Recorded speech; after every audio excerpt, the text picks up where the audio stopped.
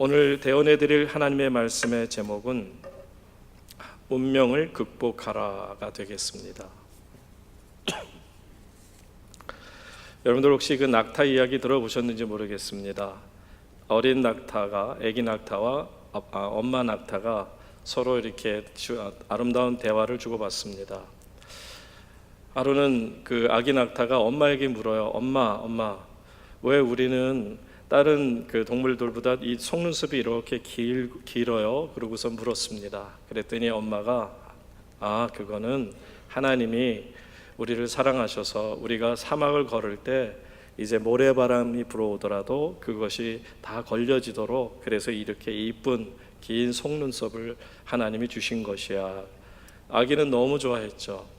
그러다가 또 아기가 묻습니다. 근데 엄마, 왜 우리는 이 발이 이렇게 뭉툭해요? 하고서는 또 물었습니다. 그랬더니 역시 엄마가 아기에게 가르쳐 주기를 그거는 다른 게 아니고 하나님께서 우리가 모래를 걸을 때마다 모래에 빠지지 않고 오랫동안 편하게 걸을 수 있도록 그렇게 만들어 주신 거야. 손뼉치며 참 좋아했죠. 근데 아기가 또 계속 묻습니다. 근데 엄마, 왜 우리는 등에 이렇게 혹이 났어요? 그러고 물었어요. 그랬더니 엄마 낙타가 역시 그거는 하나님께서 우리를 사랑하셔서 이 사막을 걸을 때 다른 동물들은 물이 없어 죽지만 우리는 물이 없어도 이 등에 있는 혹에 있는데 물을 저장했다가 오래동안 우리가 사용할 수 있는 거야. 얼마나 좋습니까? 아기가 너무너무 자랑스럽고 손뼉을 치는데, 그런데 마지막 질문에 엄마가 정말 더 이상 말을 할 수가 없었죠. 아기가 뭐라고 물었냐면, 근데 엄마, 왜 우리는 동물원에 살아요? 그러더랍니다. 하나님께서 분명히 우리에게 그 사막을 걸을 수 있도록 기가 막힌 속눈썹, 눈 보호할 수 있는 것도 주시고, 오래 걸어도 지치지 않는 그 아름다운 발도 주셨고, 그리고 또한 오랫동안 걸어도 그 목이 말라 죽지 않는 그런 귀한 혹까지 하나님께서 물을 저장할 수 있는 것까지 주셨는데, 그런데 왜 우리는 동물원에 살고 있느냐? 저는 한국교회의 우리 현재의 모습이 아닌가 생각해 봅니다. 하나님께서는요, 여러분들이 보시는 것처럼 참 하나님께서는 한국교회에 많은 거 주셨습니다. 많은 인원을 주셨고요, 또 많은 좋은 건물들 주셨고, 정말 하나님께서 베푸신 은혜가 얼마나 큽니까? 그리고 세계 선교를 호령할 만큼 선교도 열심히 하는 교회가 되었습니다. 하나님 앞에서 우리는 받은 게 너무너무 많아요. 그래서 하나님께서는 이 어지럽고 험한 세상 속에서 정말 그리스도인답게, 하나님의 교회답게 하나님의 거룩함을 유지하라고 우리에게 이러한 능력을 주셨건만, 한국 교회는 그저 동물원에 갇혀 살고 있는, 많은 능력을 가졌으나 제대로 활용도 못하고 그저 동물원에 갇혀 지내는 그런 모양새처럼 참 답답하기 그지없는 모습이 어쩌면 우리 한국 교회의 모습이 아닌가 생각해 봅니다. 저는 호주에서 한 2년 정도를 살았습니다. 그래서 이제 티네이저 때부터 살아서 1.5세로 자라났고, 그래서 또 그곳에서 제가 장신대에 잠시 나와서 학부만 하긴 했습니다만은 다시 들어가서 신대원을 호주에서 하고, 또 호주 유나이팅 처치에서 또 이제 안수를 받고, 호주인 교회에서도 백인들 교회에서 한 3년 있다가 한국 교회를 개척했습니다. 한국 교회를 개척해서 한 18년 목회를 하고, 이제 두 번째 목양지로 서울에 있는 상도 교회로 이제 부름받고 나와 목회를 하고 있습니다. 그래서 아마 조금 더 저에게는 다른 일반적인 한국 목사님보다도 한국 교회에 대한 더 애틋한 마음이 있다 할까, 또 이민 목회를 하면서 겪었던 그런 아픔들, 이런 또 좋은 점들, 이런 것들이 다 생각이 나다 보니 한국 교회에 대한 감사하는 마음, 자랑스러운 마음, 또 더 애증을 느끼는 그런 관계가 아닌가 생각합니다. 우리는 하나님 앞에서 이제 살아감에 있어서 하나님이 나를 얼마나 귀한, 존귀한 존재로 세우셨는가를 우리는 결코 잊어서는 안 될 것입니다. 만약에 우리가 얼마나 하나님 보시기에 아름다운 존재인가를 깨닫지 못한다면 한국 교회도 그렇고요, 제 자신도 그렇고 여러 성도님들도 마찬가지입니다. 성도님들 한 분 한 분을 하나님이 얼마나 사랑하시는지를 정말 알 수 있어야 돼요. 하나님이 나 같은 자를 살리기 위해서 얼마나 많은 은혜를 베푸셨는가. 참 안타까운 것은 운명에 갇혀서 지내는 사람들이 있는 것 같습니다. 여러분 아시는 것처럼 형제 둘이 쭉 자라납니다. 그런데 이 두 형제가 자라나는데 분명히 그 아버지는 한 분이셨고요, 또 똑같은 모습이었어요. 항상 알코올에 찌들려 있고 술에 찌들려 있어서 술을 취하게 되면 어머니를 폭행하는 그런 안타까운 일이 늘 가정에서 일어났습니다. 자, 나중에 이 두 아들이 성장합니다. 그런데 형은 안타깝게도 아버지와 똑같이 알코올 중독자가 됩니다. 그런데 둘째 동생은 전혀 술을 입에 대지 않다가 나중에 목사까지 되죠. 나중에 사람들이 묻습니다. 형에게 묻죠. 당신은 어떻게 아버지가 알코올 중독자였는데 당신도 알코올 중독자입니까? 라고요. 그럴 때 그 형은 말합니다. 내가 어떻게 알코올 중독자가 되지 않겠습니까? 보고 배운 게 그것인데. 또 동생에게 묻습니다. 당신은 어떻게 아버지가 알코올 중독자였는데 이렇게 목사까지 될 수 있었습니까? 그랬더니 동생 역시 말합니다. 내가 보고 배운 것이 알코올 중독인데 지긋지긋해서라도 어떻게 내가 그걸 입에 댈 수 있었겠습니까? 분명히 살아온 과정은 똑같아요. 같은 아버지 밑에서 같이 자랐습니다. 그런데 한 사람은 운명의 삼킴을 받은 사람이고 다른 한 사람은 운명을 극복한 사람이죠. 운명을 극복한 사람이란 말입니다. 무슨 차이가 있을까? 여러분, 우리가 살다 보면 운명이라는 것에 그만 정말 무너지면서 내 운명은 여긴가 라고 생각하는 분들이 계신 것 같아요. 저는 이 운명이라는 것을 그렇게 생각합니다. 세상에 운명이 있다 할지라도, 운명이 과연 어떤 건지 모르겠지만 정말 사람들이 얘기하는 것처럼 운명이 있다 한다면 그것은 극복하라고 주신 것이지 결코 삼켜지라고 주신 것이 아니라고 생각합니다. 제가 칼럼을 많이 쓰다 보니까 또 국민일보에서도 겨자씨에서도 칼럼을 계속 연재하고 하는 가운데 항상 이제 칼럼을 쓰려면 자료들을 많이 모으고 또 책도 많이 또 참조하고 합니다. 그런 가운데 제가 본 칼럼 리스트 중에 최고는 이규태 씨였던 것 같아요. 이규태 씨라는 분의 많은 칼럼을 정말 엄청난 많은 칼럼을 읽었습니다만 그분 쓰신 것 중에 한국인의 의식구조라는 제목의 짧은 칼럼이 있습니다. 이분은 한국 사람들의 의식구조 속에는 어떤 고난이 닥쳐오게 되면 그 고난에 대해서 대처하는 법에 대해서 그렇게 표현합니다. 두 가지로 표현하죠. 그분은 표현하기를, 하나는 한국 사람들은 어차피라는 단어로 이제 말하자면 체념의 미학이다. 체념의 미학으로 어차피라는 단어가 대표적인 단어를 쓴다. 그러니까 우리가 살다 보면 고난을 당할 때 어차피 나는 글렀어. 어차피 나는 이미 나이도 들었어. 어차피 하면서 자신의 고난을 그냥 운명으로 받아들인다는 거죠. 또 다른 사람은 어차피라고 하는 사람이 있는가 하면 다른 사람은 상상의 미학을 들어서 또 고난을 받아들인다. 이 상상의 미학을 대표하는 단어는 차라리라는 단어가 맞다는 겁니다. 어떤 생각이냐면 고난이 와요. 그러면 차라리 내가 태어나지 말았더라면, 그러다 보니까 차라리 내가 새라면, 차라리 내가 무엇이었더라면, 차라리 하면서 생각으로 잠시나마 자신에게 어떤 족쇄처럼 채워진 운명의 굴레 같은 것을 벗어나 보고자 하지만 정작 벗어날 수 없는 거죠. 여러분, 신기하게도 꿩하고 그리고는 이제 든든한 다리를 가진 타조의 공통점이 뭐냐면, 꿩도 그렇잖아요. 타조도 분명히 달려갈 수 있어요. 도망갈 수 있어요. 꿩은 날아갈 수 있고 타조는 달려갈 수가 있는 힘이 있는데, 어떤 이제 사나운 동물이 공격해 오면 얘네들은 특징이 도망가면 되는데 열심히 타조 같은 경우도 열심히 막 도망가다가 만약에 구멍이 있잖아요. 그러면 끼익 서가지고 구멍에다가 머리부터 박는다고 합니다. 꿩도 그런다 그러지 않습니까? 왜냐하면 이제 머리에다가 구멍을 들이미는 순간에 아무것도 안 보이니까 휴, 살았다라고 안심한다는 거죠. 그러나 그게 여러분 생각할 때 얼마나 어리석은 방법입니까? 그 순간이 가장 위험하고 무서운 순간이라는 거죠.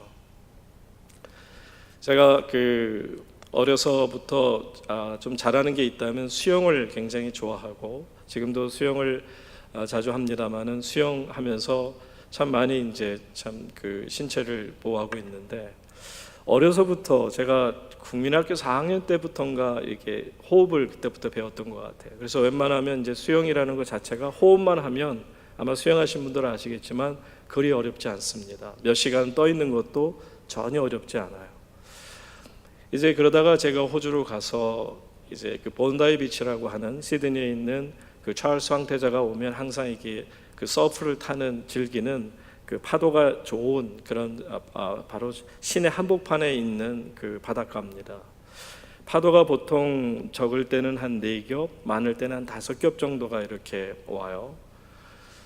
처음에 가서 이렇게 바닷가에 앉아서 보니까는 그때는 이제 저는 10대고 한 40대 정도 되는 아주머니 호주 아주머니가 수영을 해서 나가는데 보니까 이 파도가 올 때마다 이렇게 다이빙을 해서 그거를 뚫고 나가고 또 걷다가 또 파도가 오면 또 다이빙을 하고 뚫고 또 걷다가 그런 식으로 하다 나중에 역시 이제 완전히 파도 4개 5개를 뚫고 나가면 거기에는 잔잔하거든요.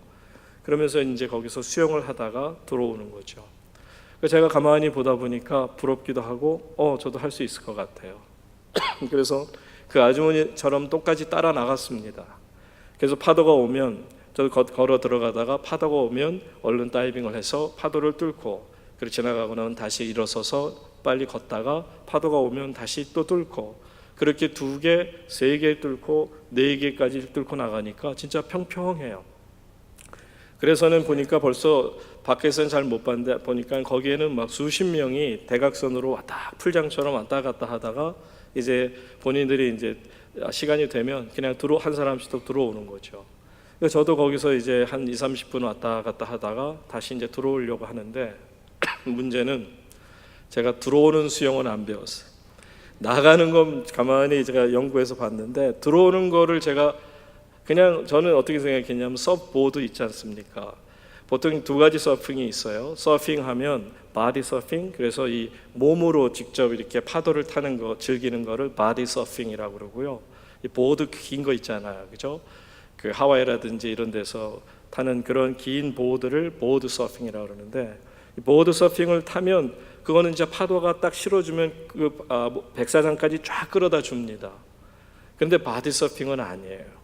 저는 근데 착각을 하고 이제 파도가 올 때도 그냥 파도에다 몸 맡기고선 앞으로 수영을 막 했어요. 근데 하는 순간 어느 순간 됐는데 갑자기 좀 이상해서 뒤를 보니까 파도가 오는데 이 파도가 어느 순간에 제 머리를 팡 때리니까 제가 확 뒤집히면서 머리가 어느 순간에 모래 밑으로 가서 모래톱에 머리가 탁 닿고 코로 물이 쑥 들어오는 순간 띵 하면서 이러다 죽는 거구나.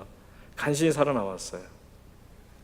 살아남았는데 바닷가에 앉아서 너무 억울한 거예요.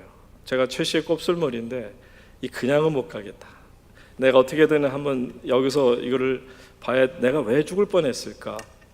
그러고서는 가만히 앉아서 보니까 글쎄 너무 간단한 걸 제가 몰랐어요.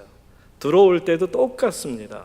이렇게 들어오는 가운데서도 이제 파도가 있으면 앞으로 쭉 나가다가 파도가 올 때쯤 되면 다시 의식했다가 파도가 오면 얼른 돌아서서 다시 바다 쪽으로 그냥 살짝 뚫고 나가면 파도가 그냥 지나가요. 그럼 다시 개백 돌려서 그리고선 다시 또 육지 쪽으로 하다 보면 그렇게 서너 번만 하다 보면 아주 간단하게 바다 수영도 할 수 있어요. 저는 어린 나이였습니다. 그렇지만은 그때 배웠던 게 뭐냐면 파도는 뚫으라고 있는 거구나. 고난, 운명, 하나님께서 내게 뚫으라고 주신 것인 줄로 믿습니다. 여러분 도망가면 삼킴을 당합니다. 도망가면 그냥 거기에 넘어지고 거기에 쓰러지고 잘못하면 코로 정말 물 들어오고 정신없어요. 운명에 사로잡혀 사는 자들은 그 윤회설을 믿는 자들이라고 저는 생각합니다. 여러분, 불교는 윤회설입니다. 돌고 도는 인생이죠.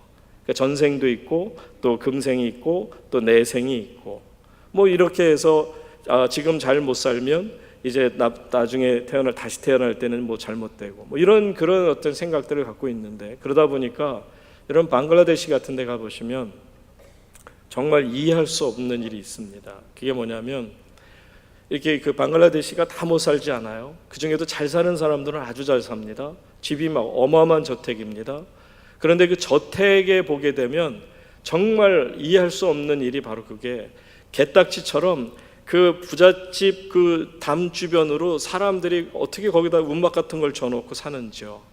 그리고 그 집에서 나오는 하수구에서 나오는 물 같은 걸로 그걸로 밥 해 먹고 거기서 씻고 거기서 태어나서 거기서 죽는 거예요. 그래서 아니 어떻게 저렇게 할 수가 있습니까? 그랬더니 선교사님이 간단하게 말씀해요.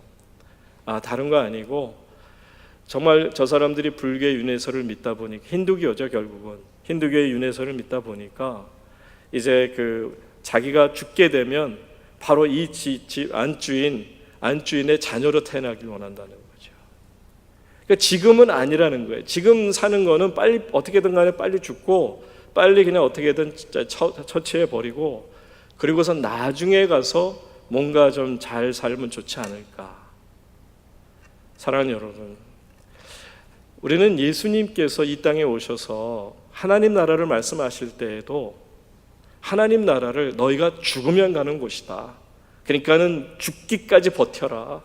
어떻게든 죽기까지 그냥 최선을 다해서 버티다 보면 그 다음에는 뭐가 있을 거다. 그렇게 말씀 안 하셨어요. 천국은 여기 있다 저기 있다 하지 말 것이다. 너희들 마음속에 있느니라. 그러니까 이 땅을 우리가 지금 살고 있음에도 이미 우리는 하늘나라를 살고 있는 하나님의 백성들이라는 겁니다. 이게 얼마나 놀라운 은혜이며 진리란 말입니까? 제가 하나만 더 말씀을 드리죠. 제가 이제 호주로 이민 가기 전에 중학교 때 그 마지막 이제 수련회였었는데 그 수련회에서 저쪽 그 일령 쪽으로 서울 근교에 있는 곳으로 이제 수련회를 가기로 했습니다. 그래서 335 이제 그 서부역에서 모여서 거기에서 이제 교회선 기차를 타고 이제 그 수련회를 가기로 하는 거죠. 그런데 이제 미리 좀 와다 보니까는 아이들이 와 있어, 친구들도 와 있습니다. 그래서 그때 당시만 해도 70년대니까 정말 뭐 참 지금하고는 많이 다르죠. 그러니까 우리 그 친구들하고 이렇게 다니다 보니까 글쎄 어떤 아저씨가 이게 큰 다라 같은 거를 놓고요, 거기에 가장사리로 이 집을 이렇게 다 하나씩 만들어 놓고요, 가운데다가는 이렇게 물방개 집을 하나 만들어 놔요. 그리고서는 누구든지 오면 10원을 받고, 그리고는 이 물방개 집을 열어주면 수문이 열리면서 물방개가 막 수영해가지고 어디 집으로 쑥 들어가요. 그러면 거기에 보면 그게 오늘의 운세가 딱 나와요. 그래서 그걸 주면은 이제 펴보면 거기에 뭐 이렇게 쭉 나오는 거죠. 물론 저는 4대째 그리스도인 집안에서 컸기 때문에 전혀 뭐 예수 안 믿는 사람을 제가 이해 못할 정도로 제 주변의 모든 식구들, 친척들이 다 주님을 믿는 분들이었기 때문에 저는 뭐 그런 거에 대한 생각을 못했었는데, 어쨌든 친구들 따라 한번 하도 하라니까 10원 내고 했는데, 그래도 기왕이면 그렇게 처음 하는 사람한테 조금 좋은 게 뽑히면 좋잖아요. 그럼 또 할 텐데 딱 뽑았으면 예를 들면 뭐 동쪽으로 가면 귀인을 만날 거 뭐 이런 식의 내용이라면 얼마나 좋겠습니까? 근데 딱 폈는데 그게 지금 7월달 이제 수련회를 가려고 그때 모였는데 딱 폈는데 나온 게 뭐냐면 7, 8월에는 물가를 조심할 거. 정말 딱 보는 순간에 이게 뭐지? 만약에 제가 운명을 믿는 사람이고 그런 점괘를 믿는 사람 같았으면 아무래도 뭔가 있는 것 같아. 나 안 갈래요 할 수도 있겠죠. 근데 갔거든요. 그 다음날 어떤 일이 벌어졌냐면, 바로 그 다음날 제가 지금까지 살아오면서 수영을 해서 이렇게 강이나 이런 데서 사람을 3번 살렸는데, 그때가 이제 처음 사람을 살리는 일이었어요. 정말 하나님의 은혜에 감사할 정도로 친구 하나가 물에 빠지는 것을 제가 가서 그 친구를 건져냈습니다. 그러고 나니까 갑자기 어저께 그 점괘가 생각이 나는 거예요. 아, 이 마귀 새끼가 있다면 이 마귀가 나를 못 가게 막느라고 이렇게 유혹을 했나 보다 라는 생각을 갖게 돼서 그 다음서부터는 어린 나이 때부터 저는 그렇게 생각합니다. 뭐든지 고난이 오면 극복해야 된다. 고난을 피해서 도망가려고 하면 안 되고 고난은 극복하는 것이다 라는 것을 분명히 배웠습니다. 사랑하는 성도님 여러분, 예수님을 보시면 참 우리는 은혜가 되는데, 예수님께서 하루는 길을 가세요. 길을 가시다 보니까 나면서부터 소경된 사람, 그 사람을 보면서 제자들이 그렇게 말해요. 예수님, 저 사람이 장님이 된 게 누구의 잘못입니까? 저 본인의 잘못입니까? 아니면 저 사람의 부모의 잘못입니까? 죄입니까? 그렇게 물었어요. 그때 예수님 뭐라고 대답하셨죠? 예수님께서 참으로 기가 막힌 말씀을 주십니다. 여러분 다 같이 말씀을 찾는 시간이 있으니까 제가 그냥 읽어드리겠습니다. 요한복음 9장 3절에 보시면 이렇게 말씀합니다. 예수께서 대답하시되 이 사람이나 그 부모가 죄를 범한 것이 아니라 그에게서 하나님의 하시는 일을 나타내고자 함이니라. 그러니까 예수님 앞에서는요, 모든 우리가 생각하는 안타까운 일들, 부족한 일들, 연약한 일들, 고난, 역경, 어떤 것이든 바로 이것을 통해서 하나님의 위대한 역사가 나타날 줄로 믿습니다. 주님의 말씀입니다. 예수님이 우리에게 그렇게 가르쳐주고 계세요. 그러니까 보세요. 사람들은 귀신 들렸다고 난리치는 여인입니다. 이 여인이 귀신 들렸다고 18년 동안 귀신 들린 사람이라고 사람들이 얼마나 없이 여기고 천하게 여겼는지 몰라요. 더럽게 여겼어요. 그 옆에 가는 곳조차도 싫어했습니다. 그런데 예수님께서는 18년 동안 귀신에 억눌렸던 이 여인을 보실 때 다른 사람하고는 달리 뭐라고 말씀하셨죠? 이도 사랑하는 아브라함의 딸이니라. 곧 아브라함이라는 것은 믿음의 조상을 말하는 것이요, 곧 하나님의 자녀를 말하는 것이요. 그러니까 예수님의 말씀은 이 귀신 들린 여인조차도 예수님은 그 여인 속에 있는 귀신을 보신 것이 아니라 그 여인을 보시면서 참으로 불쌍히 여기시고 긍휼히 여겨주셨다라는 거죠. 그리고 하나님의 역사가 나타나는 귀한 일이 있을 것이라는 겁니다. 여러분, 우리가 신앙생활을 이렇게 할 수 있다면 우리는 그다지 우리의 인생이 어렵다고 느껴지지 않을 거예요. 그런데 우리가 살다가 보면 조금이라도 우리 앞에 어려운 일이 있으면 그냥 포기하고 싶고 체념하고 싶고 상상의 미학을 걸쳐서 차라리 어차피 여러분 도움되는 것이 아닙니다. 그래서 저는 오늘 여러분과 함께 그러면 우리가 이런 고난이 왔을 때 또 우리의 삶에 우리가 어떤 저주의 사슬이랄까 이런 것들이 묶여 있을 때 어떻게 하면 우리가 이것을 이겨낼 수 있을까 하는 것을 오늘 말씀을 통해 배우고자 합니다. 여러분들 오늘 말씀을 통해서 보는 분은 여러분 이미 아시고 계시는 야베스, 야흐베츠라고도 그 히브리 발음으로 합니다만 우리가 보통 야베스라고 그러죠. 이 야베스라고 하는 이분의 이름이 뭔지 아십니까? 뜻이? 야베스라는 이름의 뜻은 pain, 고통이라는 뜻입니다. 여러분, 세상에 어떤 엄마가 있어서 자기 아들의 이름을 지었는데 고통이라는 이름을 짓겠습니까? 얼마나 고통스러웠으면. 생각해 보세요. 야, 고통아, 이제 학교 가야지. 빨리 이제 일어나야지. 고통아, 빨리 가서 씻어라. 고통아, 빨리 밥 먹어라. 고통아, 빨리 학교 가라. 정말 듣는 고통이가 상당히 고통스러웠을 거예요. 어떻게 내 이름은 맨날 고통이 돼갖고 고통.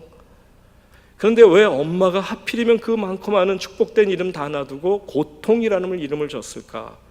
자, 오늘 우리 말씀으로 한번 돌아가서 보도록 합니다. 9절 말씀 가서 보시게 되면 야베스는 그의 형제보다 귀중한 자라. 그의 어머니가 이름하여 이르되, 다 같이 읽습니다.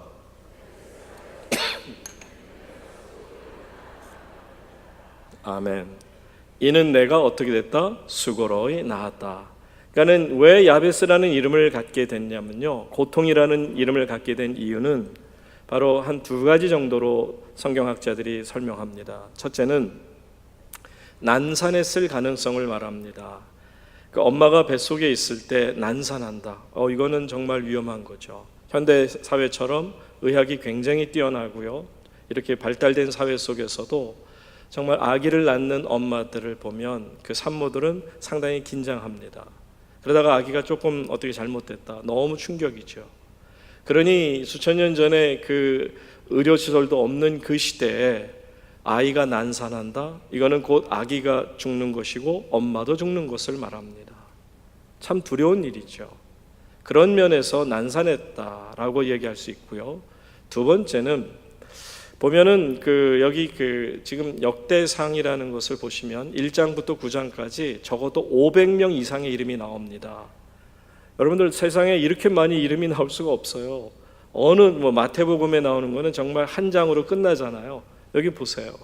정말 500명의 이름이 누가 낳고 쭉 나오는데, 기가 막히게도 야베스에 와서는 포즈된, 어떻게 멈춰지는 상태에서 다른, 여기 보면 솔로몬도 나오고 다윗도 나오고 다 나와도 그냥 이름만 훑고 지나가는데, 야베스에 와서는 갑자기 멈춰지고 그의 일생이 나오는 것 같아요. 물론 두 절이긴 합니다만, 그러나 그의 일생이 나오는 것처럼 보여지고 그의 어머니가 이름하여라고 엄마가 이름을 준 것처럼 보여져요. 그런 것을 보면 그 아버지가, 그 엄마가, 산모가 잉태했을 때 돌아가셨구나, 유복자로 태어났을 가능성.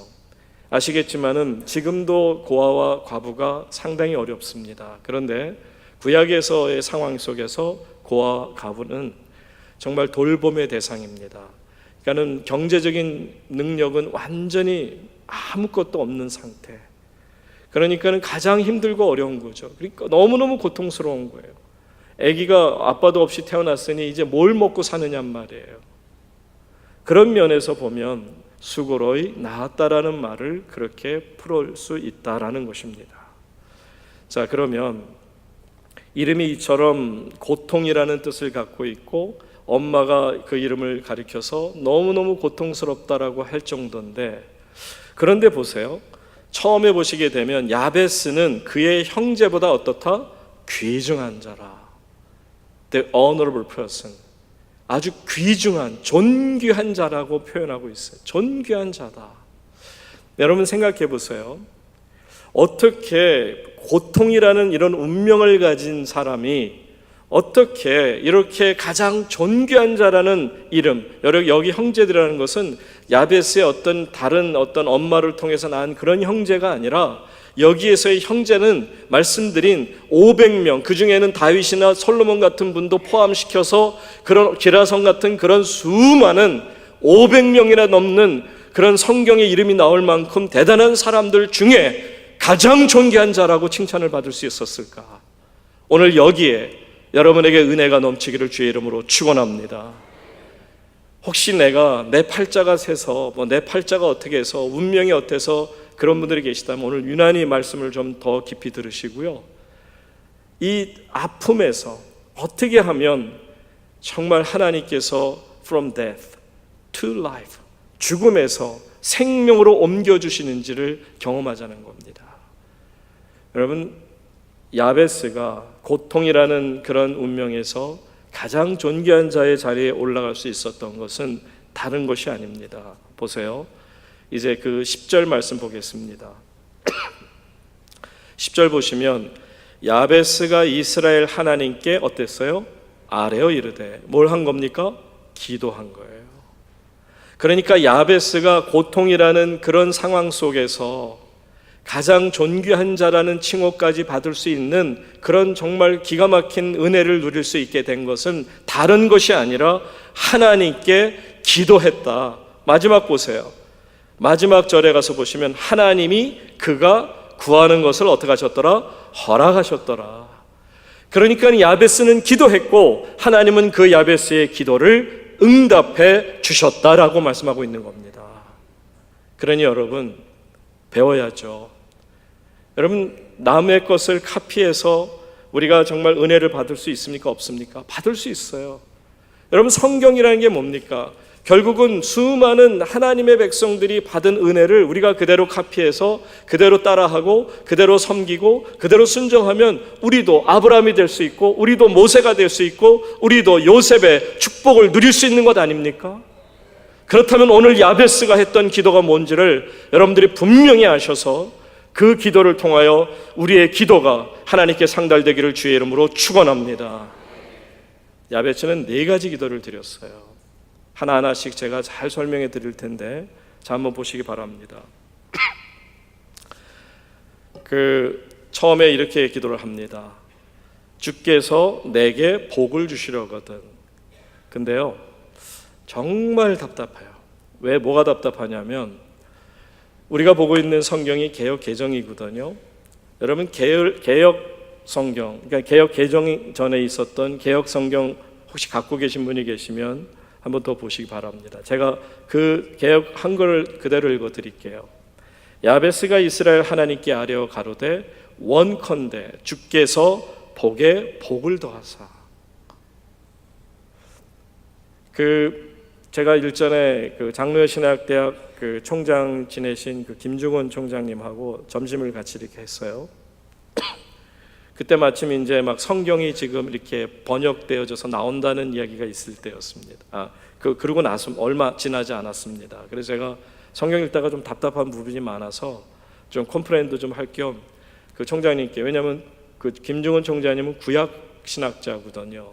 그래서 대한민국에서도 구약 쪽에는 아주 권위가 있는 분이신데, 그래서 제가 성경을 이번에 개역 개정을 읽다 보니까 너무나도 조금 답답한 부분이 있어. 그런데 총장님께서 여기 성경 번역하는데 당연히 참여하셨죠. 저는 당연히 참여하셨을 거라고 생각하고 여쭈었더니 막 이제 화를 내셔요. 막 흥분하셔갖고 진짜 식사하시다 말고, 아니 본인에게도 부탁이 들어왔는데 어느 시간을 주는데 그 시간이 어처구니 없어요. 예를 들면 한 달이면 한 달밖에 안 되는 시간 동안 도무지 할 수가 없다라는 거예요. 제대로 하려면. 그래서 적어도 한 6개월 정도를 말씀했는데도 그쪽에서는 그렇게 안 된다. 빨리 뭐 해야 된다. 그래서 본인은 그러면 못 한다. 그랬더니 그럼 관두시고. 그리고서는 이제 왜냐하면 성경이라는 게 잘된 부분도 있고 안 된 부분도 있고 하는 것을 보면 성경 중에는 아마 번역한 교수님들도 여러 분이실 거예요. 그러다 보니까는 점잖게 또 뜻에 맞춰서 하는 분이 있고, 저는 나중에 한번 정말 성서공회 분 중에서 누가 이것을 해석했는지 저는 따지고 싶어요. 세상에 이런 해석은 있을 수 없습니다. 하나님께 아뢰어 이르되, 여기까지 똑같아요. 그런데 주께서 내게 복을 주시려거든. 여러분 세상에 한국말로도 표현이 그렇잖아요. 복을 주시려거든 무슨 소리예요? 주시려면 주시고, 이왕 주시는 김에 이런 거 주시면 더 좋고, 주시려거든. 여러분 이거는 번역이 아닙니다. 아니 얼마나 기가 막힌 번역이에요. 주께서 내게 복에 복을 더하사. 여러분들이 히브리어 뭐 이런 거 모르시니까 그냥 영어 성경은 어느 정도 아시잖아요. 그렇죠?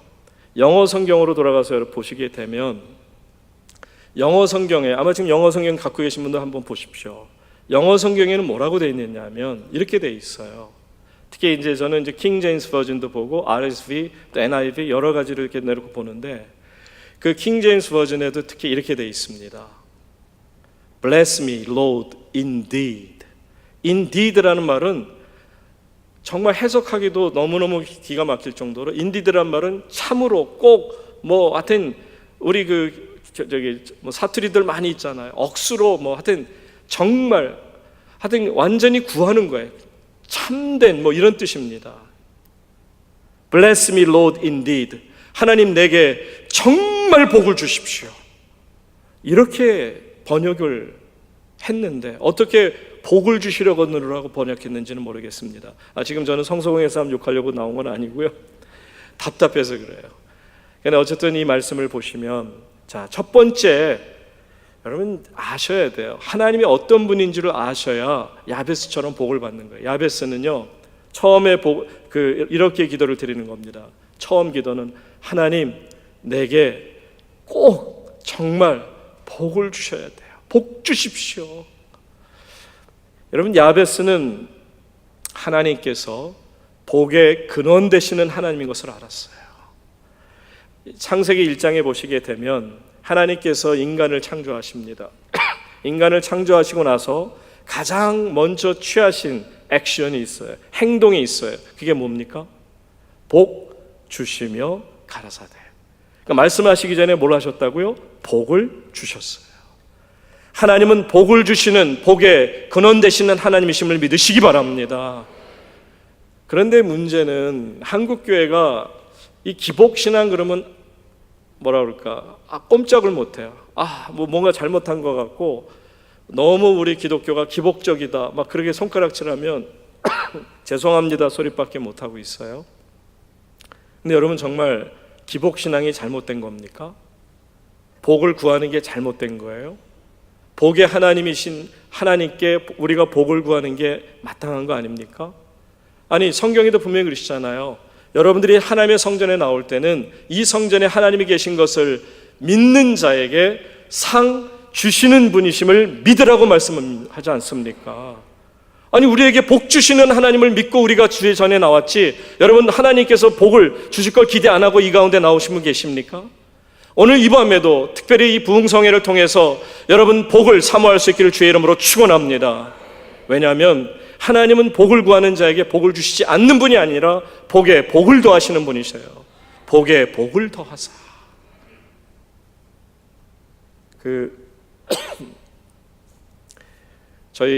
저한테는 딸이 하나 있고 아들 녀석이 하나 있는데, 이 딸아이가 이제 지금 작년에 결혼을 했습니다만, 이 딸아이가 국민학교 5학년에서 6학년, 걔네들은 다 호주에서 태어났거든요. 그래서 국민학교 5학년에서 6학년 올라가는데 학교에서 전교회장에 나간다고 보니까는 한 20몇 명 하는 애들 중에서 셀렉트가 돼서 4명까지 좁혀진 거예요. 그리고 그때까지 얘기 잘 안 하다가 이제 마지막 순간 되니까 아빠 저 좀 기도해 주세요 그러고서는, 보통 때 그렇게 뭐 기도해 달라고 머리를 이렇게 뒤밀거나 이런 거 없었는데 이제 아마 본인이 생각할 때 좀 고민이 됐는지 아빠 기도를 받고 싶은지 아빠한테 와서 고개를 이렇게 숙이면서 아빠 기도해 주세요. 내일 이제 정규 발표가 있고 회장 이제 마지막 이제 결정되는 날입니다. 여러분 같으면 여러분의 딸이 와서 머리를 이렇게 뒤밀면서 아빠 기도해 주세요 그러는데, 아유 너 언제 머리 빨았니? 너 좀 저를 좀 가라. 아니 머리를 좀 빨고 와라. 뭐 그럴 아빠 있습니까? 보통 때 만약에 한 손으로 한다 그러면 얼마나 머리통도 이쁜지 그냥 두 손 잡고 하나님 앞에 복을 빌지 않겠어요? 성경에 보십시오. 구약의 족장들 하나님께서 얼마나 복 주시는 하나님 것을 믿었기에 자녀들을 위해서 복을 비는 그런 기도가 얼마나 많습니까? 여러분, 그 마음이라고 생각돼요. 하나님께서 사랑하는 이 딸에게 축복해 주셔서 이 딸이 걸어가는 모든 길이 형통케 하시고 평탄케 하시고 하나님의 거룩한 길이 되게 하여 주시옵소서. 왜 기도하지 않겠습니까? 그래서 그런데 이 녀석이 얼마나 지금까지도 정말 막 걔는 보면 다른 사람들이 너무너무 부러워할 정도로 그냥 본인이 아무 생각 없이 사는 것 같은데도 일이 너무너무 잘 돼요. 너무너무. 참 여러분, 복이라는 것은 하나님이 주시는 것이지 내가 갖는 게 아니에요.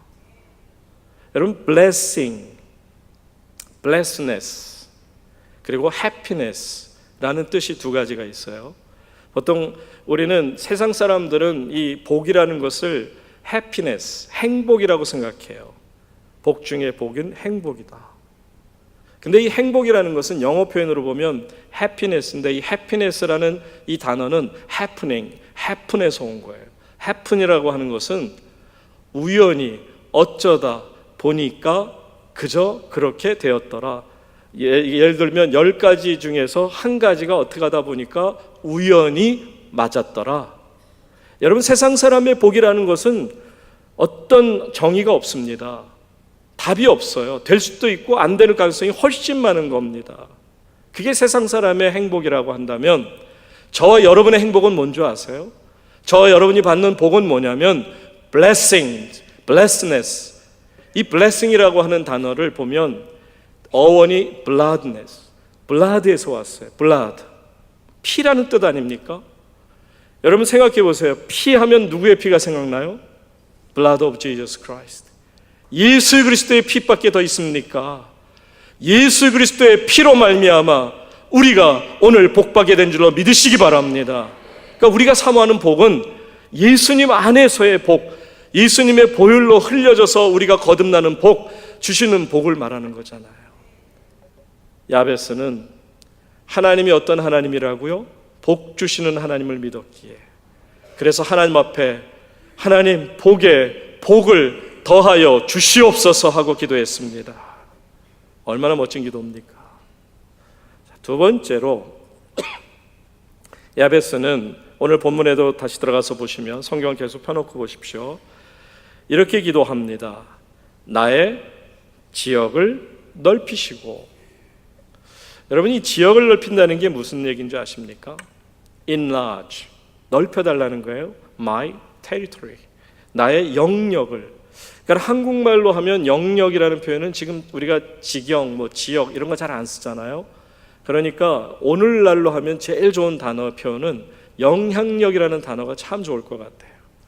하나님, 내게 영향력을 넓혀 주시옵소서. 여러분, 이게 얼마나 위대한 기도인 줄 아세요? 하나님, 나의 영향력을 넓혀 주십시오. 하나님, 우리 울산 제일교회의 영향력을 넓혀 주시옵소서. 과거 이 울산 땅에서 가장 크고 가장 아름답고 가장 복된 하나님의 교회였던 것처럼 하나님, 다시 한번 이 교회가 일어나서 이 울산 지역에서 하나님 거룩한 영향력을 미치게 하여 주시옵소서. 여러분, 이렇게 기도하시란 말이에요. 이런 기도 하나님 거절하지 않습니다. 영향력을 넓혀달라고요. 여러분, 야베스는 하나님이 어떤 분인 것을 너무너무 잘 안 거예요. 하나님 앞에 이렇게 기도하면 하나님께서는 너무 크신 분이시기 때문에 하늘을 움직이시는 분이시잖아요. 여러분, 우리 대한민국, 물론 지금 어렵다 합니다마는, 그러나 여러분, 이 대한민국을 얼마나 많은 나라들이 부러워하는지 아시죠? 저는 외국을 주로 많이 이렇게 나가는 목사인데, 특히 많이 나가서도 보다 보면 한국을 생각할 때마다, 특히 이제 저는 호주에서 제가 운전을 해서 시드니에서 케언스라는 곳까지 한 3,000 올라가는 데만 5일 동안 한 3,800km를 운전해서 올라가고, 그리고 거기서 또 신방 끝나고 다시 이제 물론 이제 쉬러 가긴 했습니다만 다시 또 5일 동안 운전해서 내려오고, 그런데 한쪽 귀퉁이밖에 못 봤어요. 시드니 이쪽 동쪽에서 요 동쪽 끝 정도죠. 이쪽 남쪽하고 서쪽하고 북쪽 가려면 1년 걸려요. 제가 지난번에 저희 식구들하고 이제 안식년에 LA에서 차를 빌려서 공항에서 픽업해서 그걸 타고 라스베가스를 거쳐서 유타주를 거쳐서 저쪽 와이오밍, 네브라스카, 그리고서는 버지니아 이쪽으로 해서 뉴욕까지 이렇게 올라가고 캐나다까지 올라갔었는데 정말 한 달 걸리죠. 근데요, 한국은 너무너무 작아요. 서울에서 여기 저는 비행기 타고 왔습니다만은 KTX 타면 2시간 반, 2시간 5분, 10분 정말 너무너무 짧아요. 짧아도 너무 짧아요. 그렇지만 또 여기에 나는 지하 자원이 있습니까? 여러분, 내추럴 리소스가 있어요. 대한민국에 뭐가 이렇게 많은지 모르지만 우린 지하 자원도 이렇게 내놓을 만한 게 없어요. 세상에 이렇게 자그마하고 이렇게 없어도 없는 땅이 있을까 싶은데, 그런데 여러분이 생각하는 것 이상으로 점점 대한민국이라는 나라가 세계 속에서 사람들에게 알려지기 시작합니다. 제가 이민을 갔을 때만 해도 70년대 중반에는요, 호주에 갔을 때 한국에서 왔다 그러면 뭐 일본 어디 아니면 중국 어디인 줄 알지 한국이라는 나라가 있는지조차도 몰랐어요.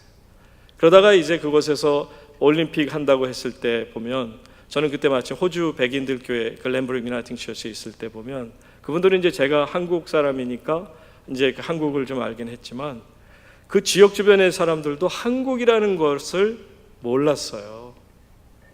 여러분, 그런 나라가 우리 대한민국이었습니다. 근데요, 제가 기억하는 것은 60년대 저희 부모님, 어머님 따라서 교회 가고 또 이렇게 부흥 집회 가면은요, 그때는 왜 이렇게 텐트 친 그 천막 교회가 많았는지 몰라. 60년대는. 그리고는 지금은 아마 그렇게 해도 예를 들면 밑에다가 무슨 비닐이라도 깔고 뭐라도 해서 습기 안 올라오게 하고 냄새 안 올라오게 하고 뭐 카펫 깔고 어떨지 모르지만, 그때는 그냥 맨 바닥에다가 거적대기, 가마대기 뭐죠? 가마대기라고 하나요? 그거를 그냥 척척 깔아놓으면 그냥 거기에 엎어지면 그만이에요. 그리고 어린 나이에 제가 기억하는 거는 이제 기도 시작 그러면 불 딱 끄고 갑자기 주여 주여 주여 하면서 뭐 하면은 딱 그 순간에 보면 보이는 거는 다 엄마 아빠들, 그 아저씨 아줌마들 할머니들 엉덩이만 보여요. 왜냐하면 고개를 전부 땅에 박고 그냥 죄 짓는 사람들처럼 전부 무릎 꿇고 엉덩이를 하늘로 쳐들고 머리는 땅에 박고 기도했습니다. 뭐라고요? 하나님, 이 나라를 살려 주시옵소서. 이 나라를 회복시켜 주시옵소서. 그때 얼마나 믿음의 기도가 깊었습니까? 얼마나 많은 주의 백성들이 정말 전국 방방곡곡에서, 제가 장신대에서 잠시 학부 공부할 때 보면은 저는 그때 참 기도원을 너무너무 좋아해서, 그래서는 한 달에도 두세 번씩 기도원에 올라가서 3일씩 4일씩 금식하며 기도했던 기억이 있는데, 그때마다 느끼는 게 뭐냐면, 예를 들면 삼각산 같은 경우 금요일 날 한 11시 반쯤에 올라갑니다. 세상에 여러분, 11시 반에 산에 올라갔는데요, 기도할 장소가 없었어요. 여기저기 수백 명이 몰려와서 그냥 누가 시키는 것도 아니에요. 그냥 각자 거기에 무릎 꿇고 기도하기 시작하면, 그 중에 어떤 분은 월요일부터 금요일까지는 매일 와서 그렇게 철야하고, 그리고서는 그냥 아침 되면은 그 다음에 본 교회 새벽 기도 갔다가 그리고 일 나가는 분도 있다고 그래요. 전국 방방곡곡이 그랬어요. 아마 울산도 어땠는지 모르겠습니다만, 우리 울산제일교회가 111년 됐다고 말씀 듣습니다. 아마 더했으면 더했지 모자르지 않았을 겁니다. 아마 그걸 기억하는 우리 장로님들, 어르신들이 많으실 텐데, 그게 한국교회의 매력이었어요. 제가 백인들 교회에 있으면서 새벽기도 해보려고 아무리 교인들을 꼬셔도요, 첫째가 이해를 못해요. 왜 새벽에 일어나서 왜 기도를 해야 되느냐는 거예요. 아니, 그 사람들도 기도 안 하는 거 아닙니다. 그냥 밤에 와서 하건 낮에 해서 해도 되는데 왜 꼭 새벽에 기도해야 되느냐는 거예요. 그래서 예수님 새벽에 하셨다고 말씀을 했습니다만, 미국인도 마찬가지고 호주인도 마찬가지고 세계 어느 나라, 중국 사람도 지금 중국 교회가 세계에서 가장 빠르게 성장하고 있지만 중국 교회 지금 기도 못합니다. 한국 교회처럼 이렇게 기도하는 교회가 또 있을까? 여러분, 우리는 그렇게 기도했어요. 하나님께서 이 대한민국 자그마한 땅덩어리지만 하나님, 우리의 영향력을 넓혀 주시옵소서. 그렇게 기도할 때 하나님께서는 정말 이 황무장 땅에, 지난번에 제가 와서 현대중공업도 들어가고 거기 영빈관도 구경하면서 전체 구경을 다 했습니다마는, 정말 이 황무지 땅에 그렇게 엄청난 그 대회사 그룹이, 회사가 세워질 거라고 누가 생각했겠습니까? 사랑하는 성도님 여러분, 우리의 영향력을 넓혀주시는 하나님께 야베스처럼 기도할 수 있기를 축원합니다. 하나님은 우리의 영향력을 넓혀주시는 분이에요. 저는 우리 김성수 목사님의 영향력이 지금보다 더욱더 넓어지기를 간절히 소망합니다. 그러려면 여러분들이 기도해 주셔야 돼요. 목사님 자신도 기도하시겠지만 우리 성도님들이 목사님을 놓고 기도할 때마다, 하나님, 우리 목사님, 하나님께서 정말 이 울산 지역에서 가장 영향력 있는 목사님 되게 하여 주시옵소서. 세 번째로 야베스는 이렇게 기도했습니다. 여기 보시는 것처럼 주의 손으로 나를 도우사. 정말 저는 이 기도를 너무 좋아합니다. 주의 손으로 나를 도우사. Let your hand be with me, Lord. 하나님 당신의 손으로 나와 함께 해주세요. 나를 꼭 붙들어 주세요. 하나님 의로운 손으로 나를 붙들어 주시면 그러면 내가 얼마든지 감당할 수 있습니다 하는 고백 아닙니까? 사랑하는 성도님 여러분, 여러분들이 하나님의 이 의로우신 오른팔이 얼마나 여러분을 강하게 붙드는 줄 아세요? 여러분들이 어떻게 오늘 교회 예배당에 나오신지는 모르겠습니다만 아마 일산 지역 흩어져서 사시고 계시겠죠. 또 먼 곳에서 오신 분도 계실 것이고, 여러분들이 운전해서 오신 분도 있고 차를 그냥 공공기관을 통해서 오신 분도 계시긴 하겠는데, 하나님께서 여러분을 지키셨다는 생각은 못 하셨죠. 당연시하다 보니까 하나님이 어떻게 여러분이 오시는데 하나님의 그 수많은 천사들이, 여러분을 담당하는 천사들이 여러분이 넘어지지 않고 이 제단에 지금 와서 이 예배에 참여할 수 있도록 여러분 앞에서 교통정리 다 하신 거 잘 모르시죠?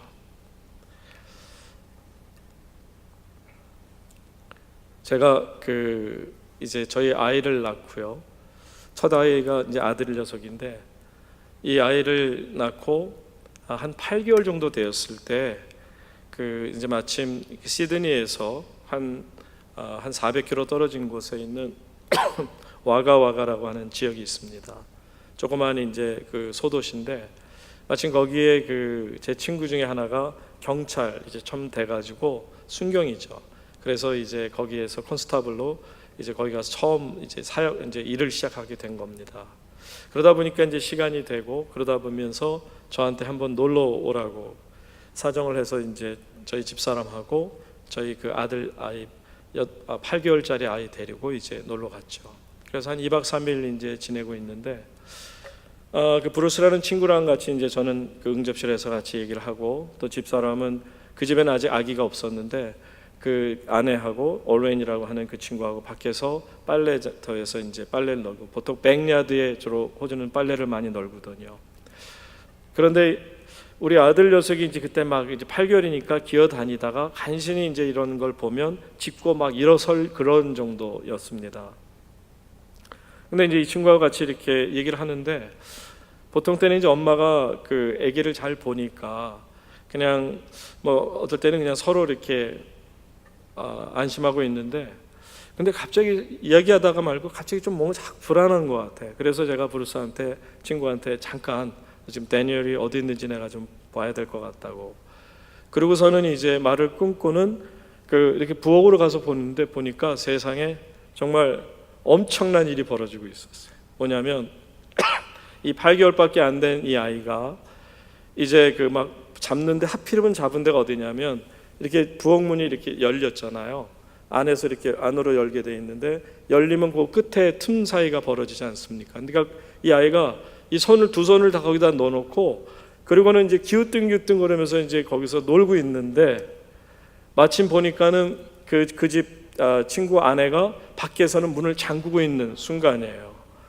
그러니까는 거기서 만약에 예를 들어서 제가 안 돼, 여기 데니엘 있어, 안 돼, 닫으면 안 돼. 여러분, 사람이라는 게 그렇잖아요. 이렇게 잡아당기는 순간에는 그 힘에 의해서 그냥 자기도 모르게 저기서 아무리 설명하고 안 된다 그래도 자기도 모르게 이렇게 끌어당기지 않습니까?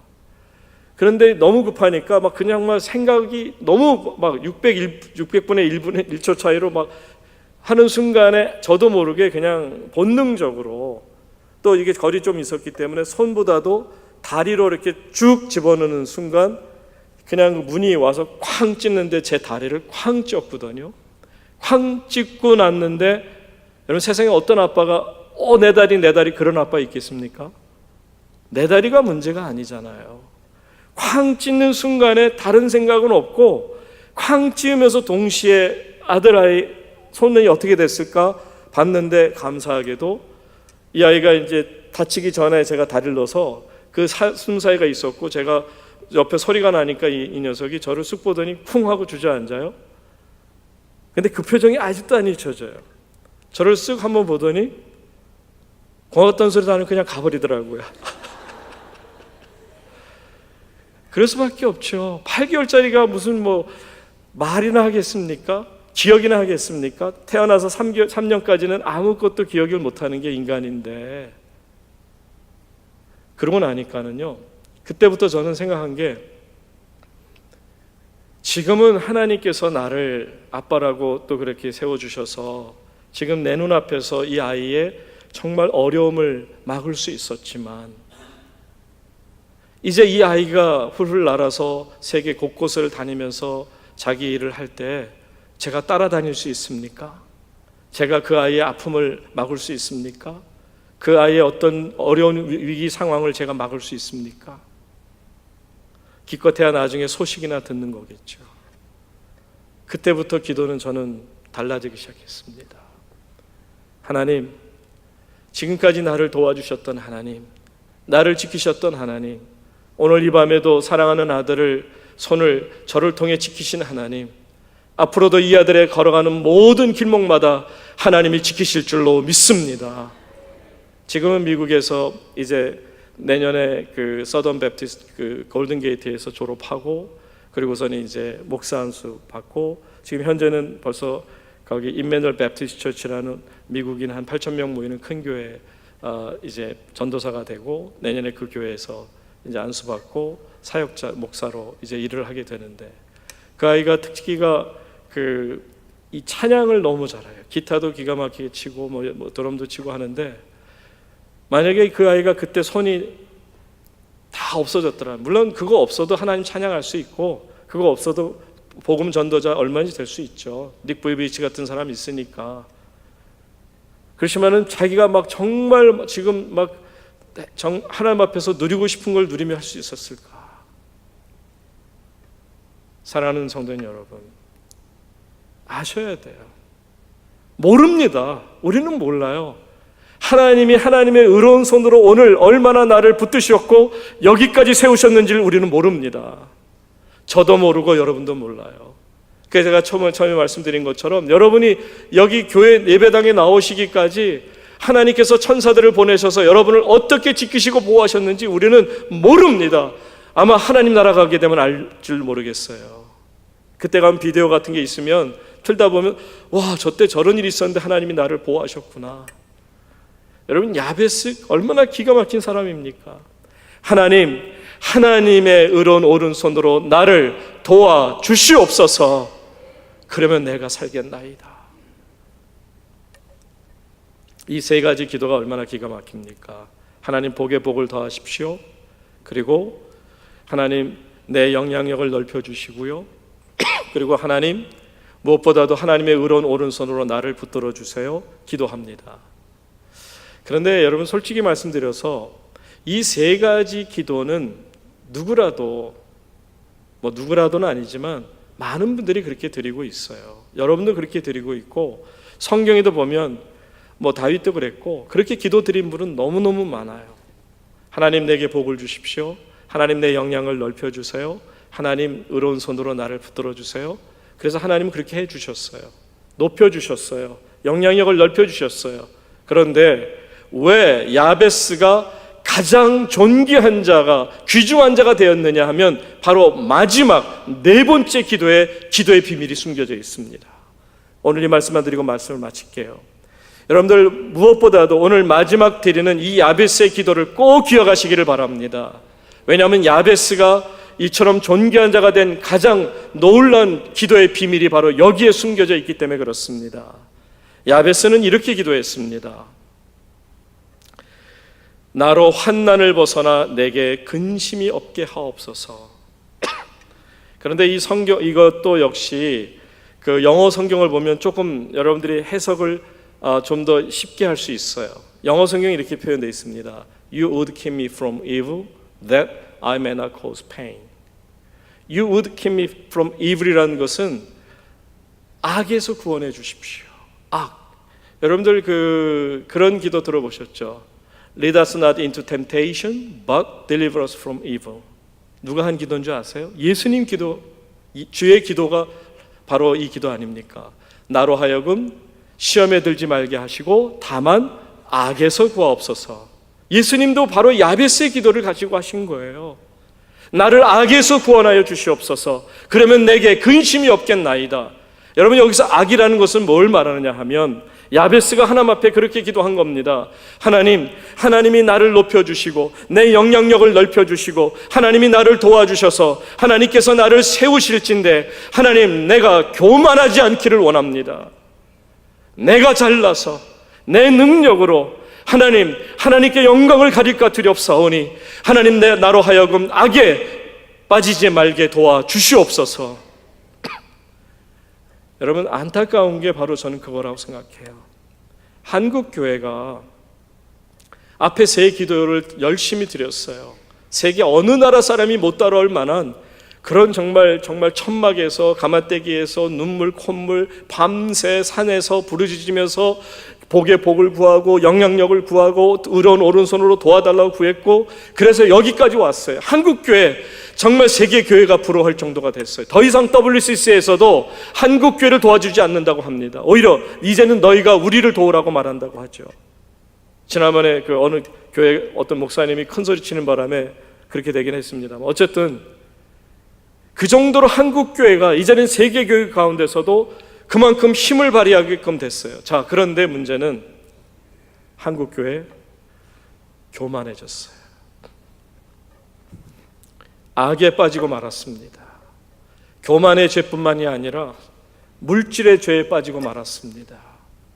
너무나도 많은 목사님들이 물질에 넘어집니다. 너무나도 많은 목회자들이 여자 관계로 무너집니다. 너무나도 많은 정말 교회들마다 목사님과 장로님이 싸우느라고 정신없습니다. 한국 교회를 하나님께서 복 주셨고 영향력을 넓혀주셨고 하나님께서는 의로운 손으로 붙들어 주셨건만, 그러나 한국 교회는 더 이상 하나님의 거룩한 교회로 존재하지 않으려고 하는 것 같아요. 여러분, 이 마지막 기도를 드릴 수 있기를 바랍니다. 하나님, 우리로 하여금 교만의 죄에서 빠져 이제는 더 이상 어려움을 겪지 않도록 하나님, 우리를 죄에서 구원하여 주시옵소서. 악에 들지 말게 하여 주시옵소서. 하나님의 거룩한 교회로 지켜나가게 하여 주시옵소서. 제가 어느 교회 가서 말씀을 전하다가 그때는 제목이 거룩한 백성이라는 제목으로 거룩에 대해서 한참 설교를 하다 보니까 세상에 어느 나이가 많으신 노인 한 남자분이 막 우세요. 통곡하고 우세요. 좀 깜짝 놀랐습니다. 설교하다가 통곡하시는 분들이 가끔 있는데, 그날 특히 하나님이 아마 어떤 은혜를 주셨는지 그 노인네 분이 막 우세요. 나중에 보니까 그분이 그 교회 은퇴하신 원로 장로님이신데 85이나 나셨어요. 근데 그런 노인이, 그런 어른이 젊은 목사의 설교 듣다가 막 통곡하면서 우시더라니까요. 그러면서 나중에 오셔가지고 제 손을 꼭 잡으면서 저한테 하는 말씀이 뭔지 아세요? 저는 정말 잊어버릴 수가 없어요. 목사님, 너무너무 감사합니다. 제가 지금까지 지난 50년 동안 어떤 목사님에게서도 거룩해지라는 말을 들어보지를 못했습니다. 거룩해지라는 설교를 들어본 적이 없습니다. 오늘 거룩해지라는 설교 말씀을 듣는데 마치 하나님이 자기한테 주시는 말씀 같아서 견딜 수가 없었다는 거예요. 사랑하는 울산제일교회 성도님 여러분, 물론 울산제일교회는 제가 듣기로도 너무너무 아름답고 맑고 깨끗하고 목사님처럼 또 장로님들처럼 교회가 하나가 돼서 너무너무 아름답다는 소리를 듣습니다. 그러나 내 교회만을 위해서 이제 기도하지 마세요. 한국 교회를 위해서 기도해 주세요. 이 나라 이 민족을 위해서 기도할 수 있기를 바랍니다. 무엇보다도 더 이상 악에 들지 말도록. 저는 갈라디아서 2장 20절 말씀이 너무 좋은 것은, 내가 그리스도와 함께 십자가에 못 박혔나니 이제는 내가 사는 것이 아니요 내 안에 누가 사신다고요? 그리스도께서 사시는 것이라. 이제 내가 사는 것은 나를 사랑하사 나를 위하여 자기 몸을 버리신 하나님의 아들을 믿는 믿음 안에서 사는 것이라. 누가 사는다고요? 예수님이 사신대요. 여러분, 팔자가 있다면 이제 누구 팔자가 되셨어요? 저와 여러분은 이제 예수님 팔자인 줄로 믿으시기 바랍니다. 왜요? 예수님이 사시는데 예수님이 알아서 하시는 거죠. 예수님이 내 마음의 주인이 되셨고요. 예수님이 내 모든 것을 컨트롤하시니까 예수님 주인이시니 이제는 뭐 여러분 아쉬울 거 하나 없어요. 그냥 예수님께 다 맡기면 돼요.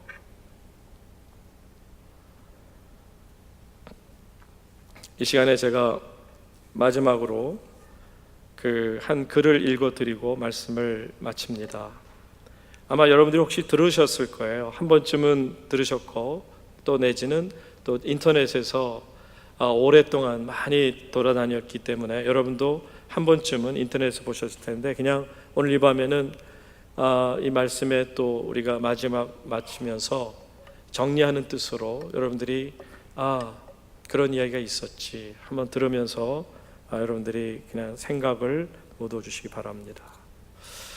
이 글은 제가 호주 시드니 온누리교회에서 목회할 때 우리 안수 집사님이 저에게 보내주신 글입니다. 꽤 오래전의 글이에요.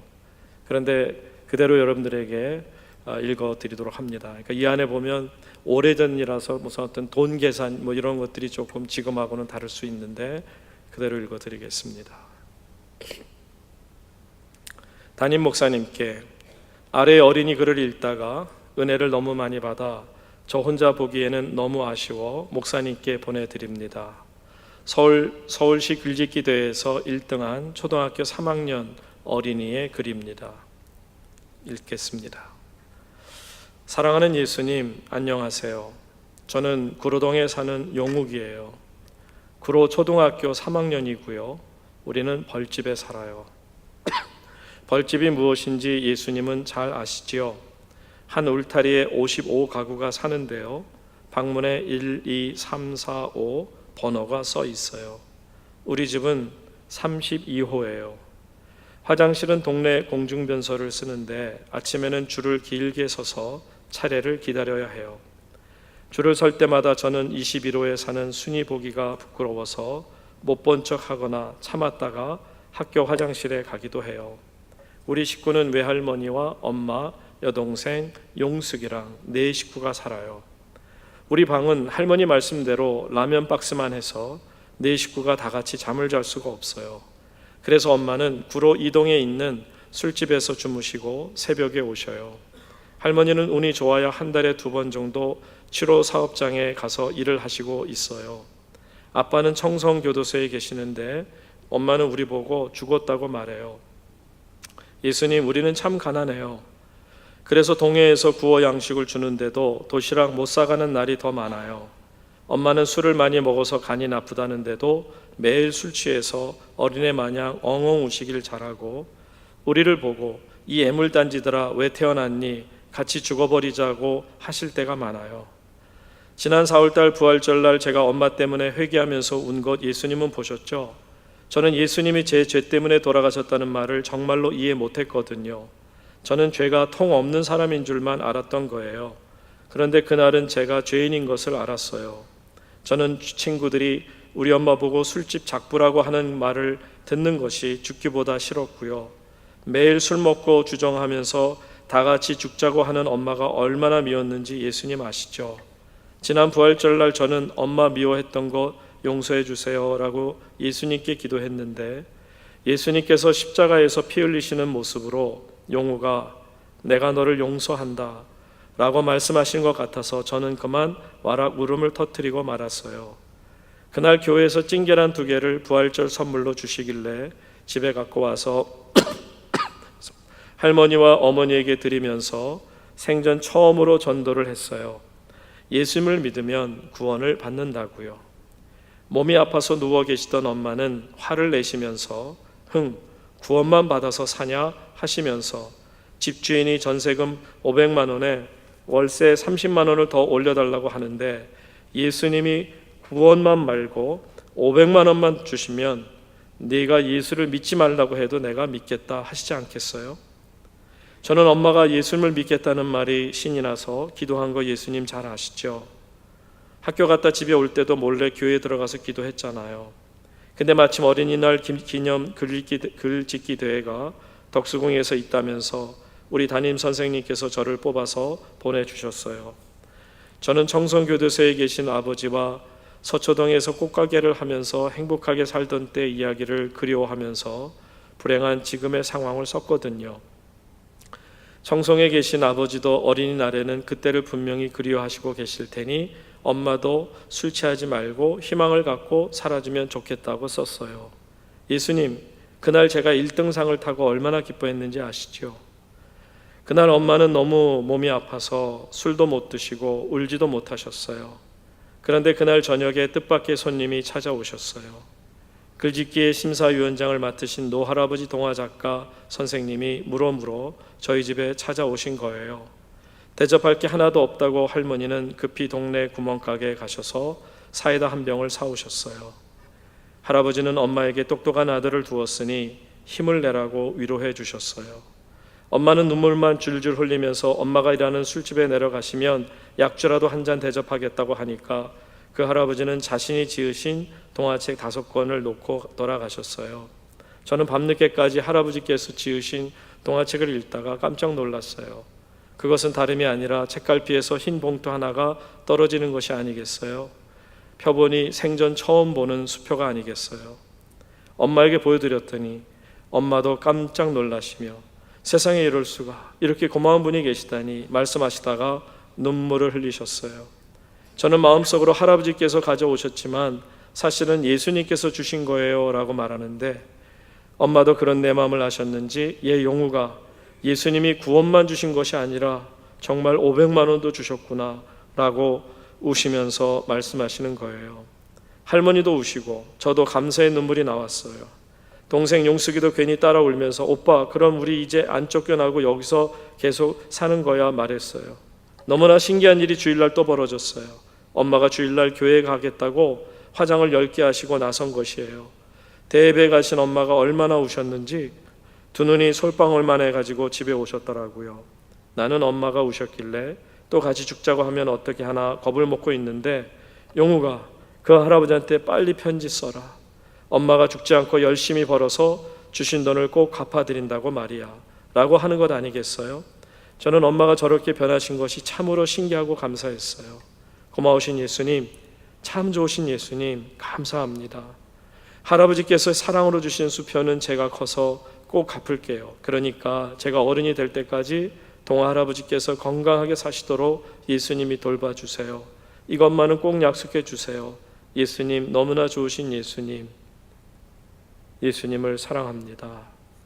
용옥이로부터. 우리 이 시간 잠시 기도하겠습니다.